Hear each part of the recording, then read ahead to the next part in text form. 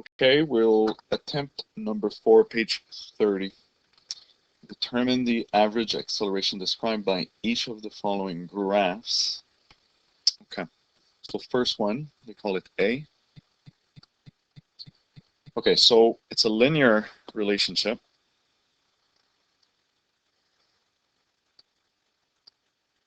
Right, it's not X, it's T. And this here is velocity going east in meters per second, as the book shows. I'll just spot a few areas, the ones that might be easier to read. So the one that's the easiest is the 5 at time 5 seconds, because we get 20. So at 5 seconds, I have velocity 20. Those are meters per second. So I'm right here. Why do I want to have 1 point only for this one? For the simple reason that since it's a linear relationship, this is flat, right? Going on this way. Now something, if it would be straight, right? This is just a simple relationship of this shape, y equals mx plus b. But the thing is, in this one, there's no b, right? There's no b. Why? Because it crosses as at the origin. This is 0, 0.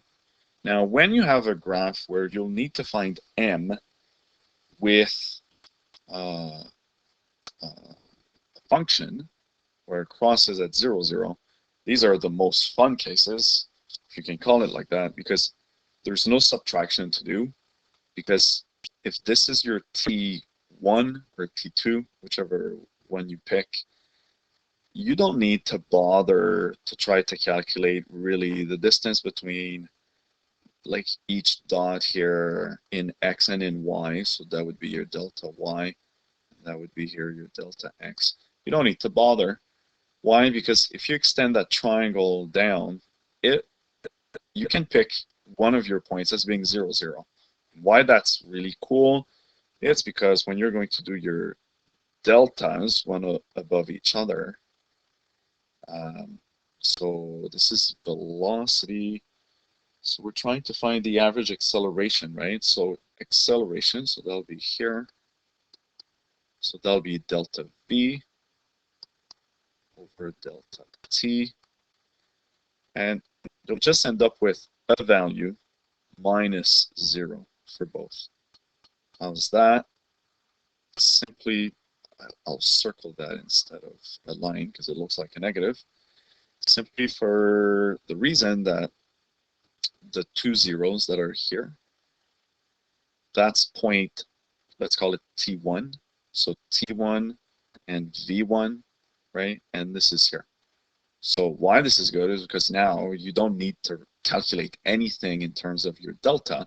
You just pick literally this whole distance here as your delta Y, and it's simply this value. So that's fun. Like there's no math to do, right? So there's ways to be lazy, literally, about it. Next one would be your delta X, and again, this is fun because there's no math involved. You just take the distance here. So that's 5. So the ratio is 4. 20 over 5, that's 4. Now, this. So you have to now write it in using your right units. So that was seconds. This was meters per second. So this is going to become meters per second square. So that's A. Let me open a new slide. Okay, next one, B.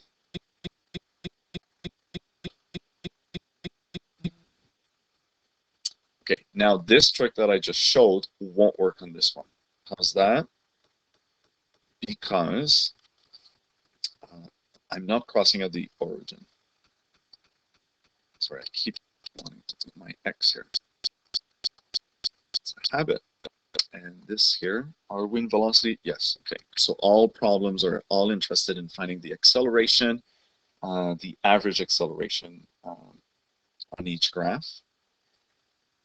So it starts its linear again, something of this sort. So it's linear, so that's my B here. Right? This here will be my M, my slope. So if we want to calculate that, pick 2 points again. So I'll definitely pick this one because it has a 0, right? So this is 0 and 5, right? So this point here, this is 0, 5. And why do I want to pick this? Again, you want to be smart about this. Make it easy on you. So this is my X component. So that'll be my T, let's put it as T1, right? So I'll work in the middle here if you don't mind for my work. So acceleration gives delta V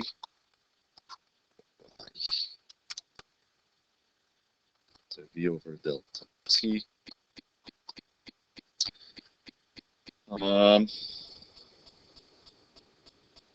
Okay, so my T1 here will be 0 minus, right? And my V1 is 5.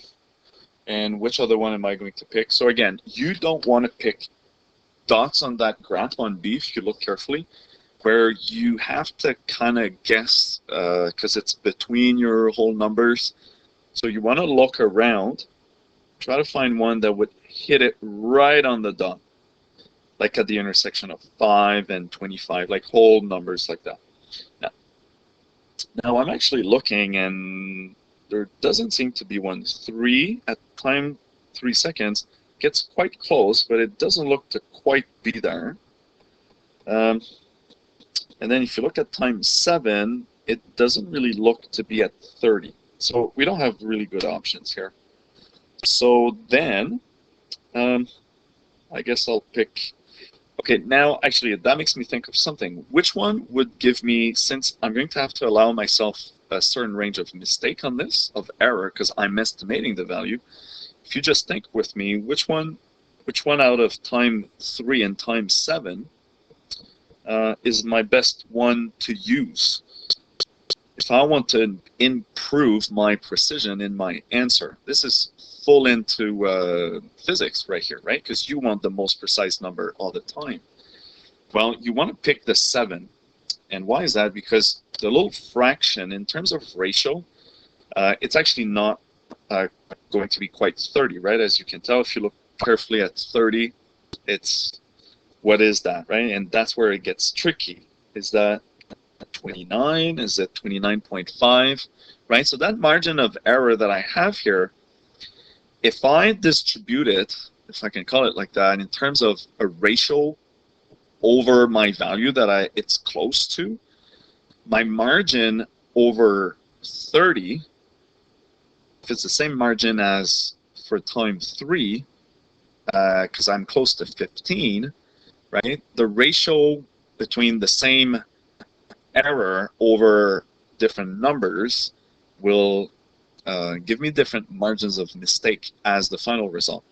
I want to pick 7 because it will tend to give me a more precise answer. So 7 at time 7, so I'm at 30-ish. So I'm going to settle for 29.5. You could argue anyways here, but the idea is not to get it precise so that we can send people to Mars with this. This is just to get a value close enough. So 29, that was 0.5. Sorry, it's tight. So minus 5. In my time, I'm at 7. So what am I asking? Just to find the average acceleration. So you just calculate this, so you'll find this. So that will give you, I want to do mistakes on that. So this is 24.5 over 7. Calculate that, and that will give you your acceleration. Just don't forget to put the number. I surely can't do that in my head. though it's close to 3, so it'll be 3.3 roughly meters per second square. Okay, so if you look in the answers, that should be close to that. Let's do C. Okay, so C, we should expect a more difficult one. We're interested in, okay, there's really nothing special on C. So they're not playing tricks on us with the units. So you just have to be careful. Now, so again, right, if you look at the graph, you'll want to use the farthest number on the right. So I would pick 7 times 7 seconds. So that probably is around 2.1. That would be a fair guess. You don't want to use close to your 0, 0, to your point of origin, because then you're increasing your margin for error. Okay, well, that was 4. That was pretty straightforward then.